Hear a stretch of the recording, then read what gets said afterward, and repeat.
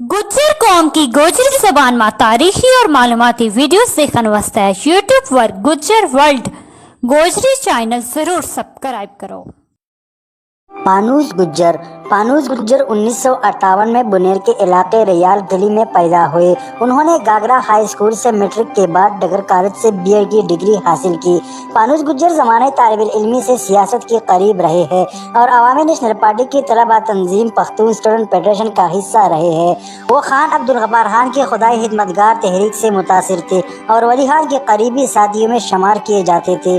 पानूस गुज्जर की 1988 में ANP की क़यादत के साथ इख्तिलाफात सामने आए, जिसके बाद उन्होंने 90 की दहाई में मजलूम तबके और अपनी गुज्जर बिरादरी की आवाज़ बनने का फैसला करते हुए पाकिस्तान अवामी पार्टी की बुनियाद रखी। पानूस गुज्जर ने खैबर पख्तूनख्वा समेत चारों सूबों और गिलगित बल्तिस्तान में फंसे हुए तबकात की नुमाइंदा छोटी सियासी जमातों को इकट्ठा करके 2012 में पाकिस्तान अवामी पार्टी की बुनियाद रखी। पानूस गुज्जर सहाफत के साथ भी मुंसलिक रहे। रोजनामा शहबाज और जिद्दत में बाकायदगी से उन्हीं की तहरीर शाया होती रही है। हम बचपन से यही सुनते आए थे कि मरहूम की दोनों गुर्दे नाकारा हो चुके थे और किडनी ट्रांसप्लांट के जरिए एक फराई गुर्दे से गरीब आवाम के लिए दिन रात ये मुशक्कत बर्दाश्त कर रहे। मैंने एक बार हिम्मत करके पूछ ही लिया कि कायद आप कितने लायर हो गए हैं कि आप क्यों ना जिंदगी का बाकी हिस्सा आराम में गुजार लेते। मेरे सामने बैठे थे, पुरकशिश आंखों में नमी आई, थोड़ा सा मुस्कुरा ले और दोनों हाथों को मुट्ठियां बंद करके हवा में लहरा कर कहने लगे, मैं इस माशरे का सबसे गरीब इंसान हूँ। मैंने ज़िंदगी भर मुशक्क़तों का सामना किया है। एक नवाले के लिए मैं कई दिन तरसा हूँ। मुझे पता है माशरे के गरीब और पिसे हुए तबके को ज़िंदगी में सिर्फ अपना पेट पालने के लिए कितनी सख्त मुश्किलात से गुजरना पड़ता है। इस तबके ने अगर मुझ नाचीज़ को अपना रहबर चुन लिया है तो मेरा कोई हक नहीं बनता कि गुर्दों को बहाना बनाकर आराम तलब बनूँ। जब तक जिंदा रहूँगा इस कोशिश में मसरूफ़ अमल रहूँगा कि हमारे मजदूर को, हमारे गरीब को और हमारे माशरे को, महरूम इंसान को इसका हक दिला दूँ। 2015 में उनके गुर्दे के ट्रांसप्लांट भी करना पड़ा। मुसलसल सेहत की खराबी के बावजूद वो कुल वक्ती सियासत करते रहे और आखिरकार 1 दिसंबर 2017 को इन पर दिल का दौरा पड़ा और वो हमसे तिबी तौर पर जुदा हो गए। सियासत और गरीब लाचार आवाम की खिदमत और उनके हुकूक के लिए आवाज़ उठाना गोया उनकी हमीर में शामिल था। यही वजह थी कि ज़माने तालिब इल्म से ही अमली सियासत में हिस्सा लेना शुरू किया और अवामी नेशनल पार्टी के तलबा तंजीम पख्तून स्टूडेंट फेडरेशन के फाल और सरगर्म कारकुन रह चुके थे। ये मरहूम ही थी जिनकी कोशिशों से नवंबर 2012 में labour party Pakistan, workers party Pakistan और उनकी जमात का इंजमाम हुआ और अवामी वर्कर पार्टी के नाम से बाई बाजू की एक और सियासी जमात मंजर-ए-आम पर आई। मरहूम न सिर्फ मुल्की सियासत बल्कि हित्ते में जारी सूरत हाल से भी बखूबी आगाह और उन मामलात पर एक गहरी निगाह रखते थे। मुल्क के ख्वाह जिस कोने में भी किसान, मजदूर या इस तरह की दीगर पसमानदा तबकात पर कोई आफत पड़ती, उस गुज्जर हर फोरम पर इनके लिए आवाज़ उठाते।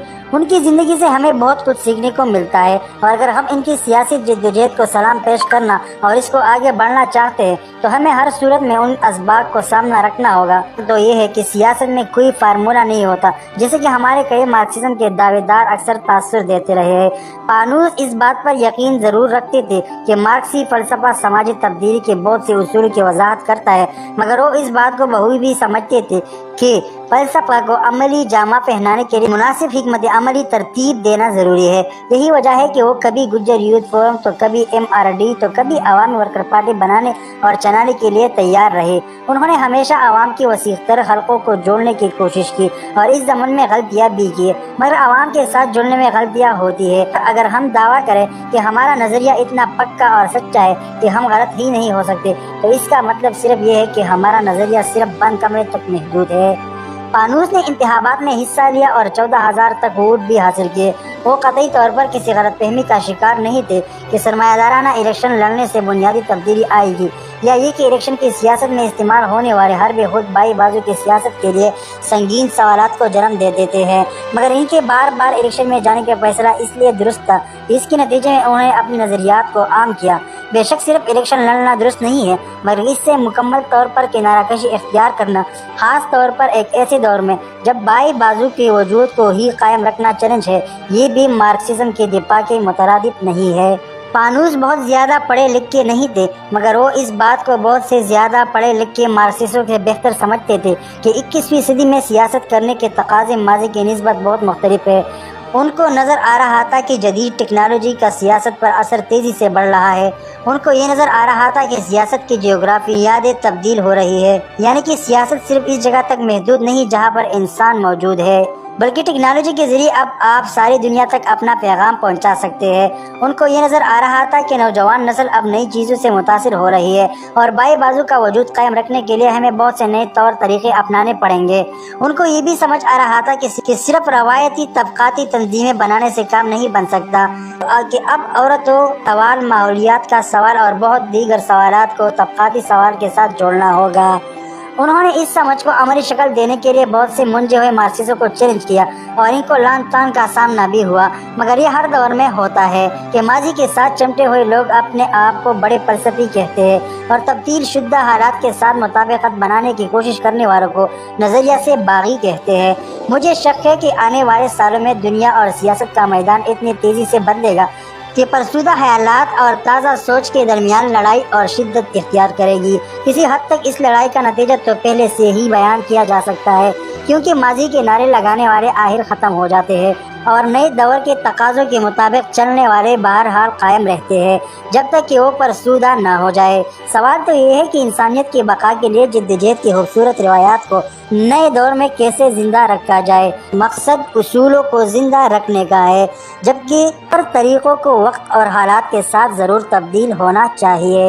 یہ تحریر احمد علی شاہ مشال نے 1 دسمبر 2021 کو لکھی ہے۔ آپ کی سماعتوں کا بہت بہت شکریہ۔